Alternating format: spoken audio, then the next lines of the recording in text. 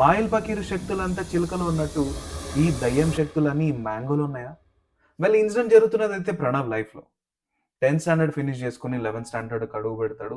ఒక best school కోసం వెతుకుతుంటారు. వాళ్ళ ఊర్లో ఏది లేకపోవడంతో 70 కిలోమీటర్స్ దూరంలో వేరే ఊర్లో ఒక మంచి స్కూల్ అని తెలుసుకొని అక్కడ అడ్మిషన్ తీసుకుంటారు. డైలీ ట్రావెల్ అయితే చేయలేరు.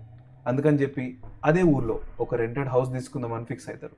చిన్నప్పటి నుంచి రెస్పాన్సిబిలిటీస్ బాగా తీసుకోవడం వచ్చిన ప్రణవ్ ఇప్పుడు తనని తాను సస్టైన్ చేసుకోగలను అని ప్రామిస్ చేయడం తర్వాత వాళ్ళ నాన్న వాళ్ళ ఫ్రెండ్ ఇదే ఊర్లో ఏ కాలనీలో అయితే ఉంటారో ఆ ఇంటి నుంచి ఎదురుగా ఒక ఇల్లు ఖాళీగా ఉందని చెప్పేసి మంచిగా ఫెసిలిటీస్ అన్ని బాగున్నాయని చెప్పేసి చెప్తారు. సరే వెళ్దాం, స్కూల్ నుంచి దగ్గరగానే ఉంది కదా అని చెప్పేసి అక్కడ పోయి సెటిల్ అవుతారు. దో ఇది వెల్ డెవలప్డ్ ఏరియా అయినప్పటికీ ఒక స్ట్రేంజ్ ప్యాటర్న్ ఉంది ఇక్కడ. ఎక్కడో దూరం దూరంలో ఒక్కొక్క ఇల్లు ఉండడం అండ్ వీటి మధ్య మంచి ప్లాంటేషన్స్ ఉండడం నేచర్కి చాలా దగ్గరగా ఉన్నట్టు అనిపిస్తుంది. సో ఆబ్వియస్లీ ప్రణవ్ దీనికి మంచిగా అట్రాక్ట్ అయ్యి అదే ఏరియాకి సెటిల్ అవుతాడు. ఇంకేంది వచ్చిండు తన బుక్కులు బ్యాగులు అన్ని ప్యాక్ చేసుకొని బయటకు వచ్చి నించుని చూస్తే ఆ చెట్ల మధ్యలో ఒక మ్యాంగో ట్రీ అవుతుంది, మామిడి చెట్టు.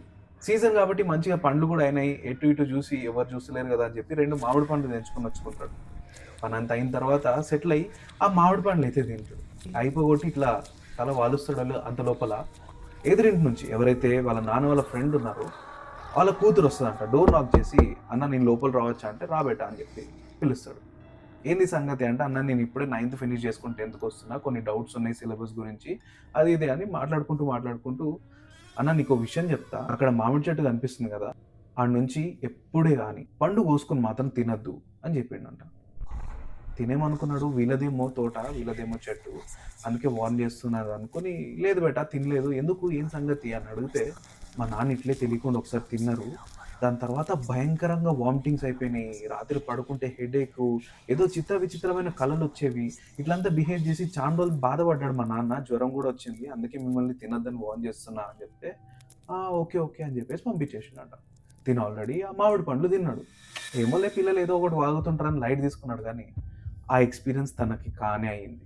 రాత్రి పడుకున్న తర్వాత సేమ్ వామిటింగ్ సెన్సేషన్ రావడం, నాజియా ఫీల్ కావడం, విపరీతమైన హెడేక్ రావడం, చూస్తుండగానే రాత్రి 2:30 టైంలో ఒళ్ళంతా స్వెట్ అయిపోయి ఒళ్ళు వేడెక్కిపోవడం, నెత్తి చూస్తే చల్లగుంది, చేతులు చూస్తే వెచ్చగున్నాయి, ఏం చేస్తున్నాడో అర్థం కావట్లే, తల చల్లగున్న టైంకి ఫుల్ చెమటలు వచ్చేస్తున్నాయి నెత్తి నుంచి.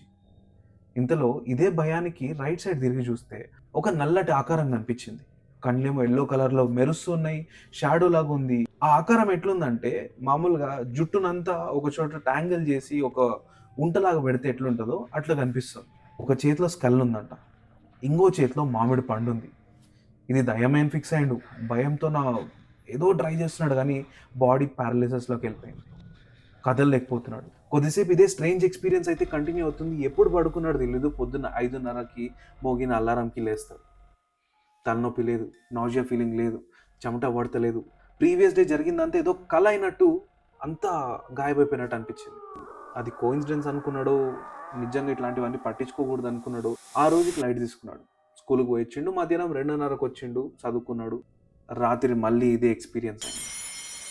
ఇదే హెడేక్, ఇదే నాజియా, ఇదే స్వెట్ రావడం, అదే షాడో పక్కన నుంచి కనిపిస్తుంది, ఏదో భయపెడుతున్న ఫీలింగ్ కనిపిస్తుంది, ఏం చేయలేకపోతున్నాడు. అగైన్ పొద్దున్న 5:30కి లేచిండు. ఎప్పుడు పండుకున్నాడో తనకే తెలియని ఎక్స్పీరియన్స్.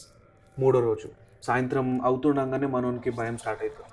రాత్రి పడుకోవాల్సి వస్తుంది, ఈ ఎక్స్పీరియన్స్ మళ్ళీ అవుతుందేమో అని చెప్పేసి. ఇంతలో డోర్ నాకు వినిపించింది. పోయి చూస్తే అదే పిల్ల.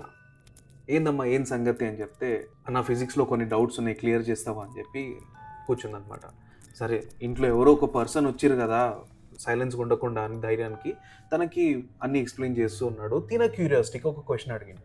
అమ్మ మీ నాన్నకి ఇట్లాంటి ఎక్స్పీరియన్స్ అయిందన్నావు కదా, ఏమైంది ఏం కథ చెప్పు అంటే, నవ్వొద్దన్న ఎవరికి చెప్పొద్దు, మా డాడీ ఎవరికి చెప్పొద్దు అన్నాడంటే సరే అమ్మ చెప్పు ఎవరికి చెప్పానంటే, మా నాన్నకి ఆ మామిడి పండ్లు తిన్నప్పటి నుంచి హెడేక్ వచ్చింది, వామిటింగ్ సెన్సేషన్ వచ్చింది, ఫుల్ చెమట వచ్చేసేది, ఏదో గోడ పక్క చూసేవాడు, ఏందని అడిగితే అక్కడ ఒక షాడో కనిపిస్తుంది, అక్కడ ఒక షాడో కనిపిస్తుంది అని చెప్పేవాడు నిద్రలోనే.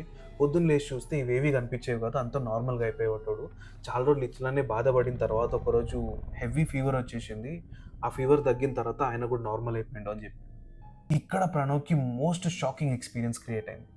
చిన్నప్పటి నుంచి ఎప్పుడు దయ్యాలు, భూతాలు, దేవుడు ఏ విషయాల గురించి బిలీవ్ చేయని వ్యక్తి ఫస్ట్ టైం ఇట్లాంటి పారానార్మల్ యాక్టివిటీస్ ఎక్స్పీరియన్స్ చేయడంతో తనలో కూడా ఒక భయం అనే ఫీలింగ్ కలిగింది.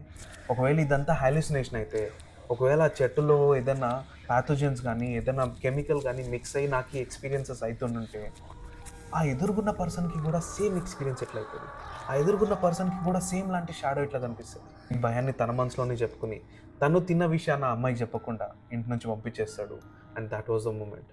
వాళ్ళ ఇంట్లో వాళ్ళకి చెప్పి ఆ ఏరియాని ఖాళీ చేసి వెళ్ళిపోతాడు. టిల్ నౌ తిరిగి ఆ ఏరియా పక్క గానీ, ఆ ఇంటి పక్క గానీ, ఆ మామిడి పండ్ల వైపు గానీ ఆశపడిందే లేదు. మరి నీకు గనక ఇట్లాంటి స్ట్రేంజ్ ఎక్స్‌పీరియన్సెస్ అయ్యుంటే, నీ ఫ్రెండ్స్ అండ్ ఫ్యామిలీ మెంబర్స్‌లో ఎవరికైనా ఇట్లాంటి స్టోరీస్ గానీ, కథలు గానీ తెలిసుంటే కింద కామెంట్ సెక్షన్‌లో చెప్పు. See you in the next video.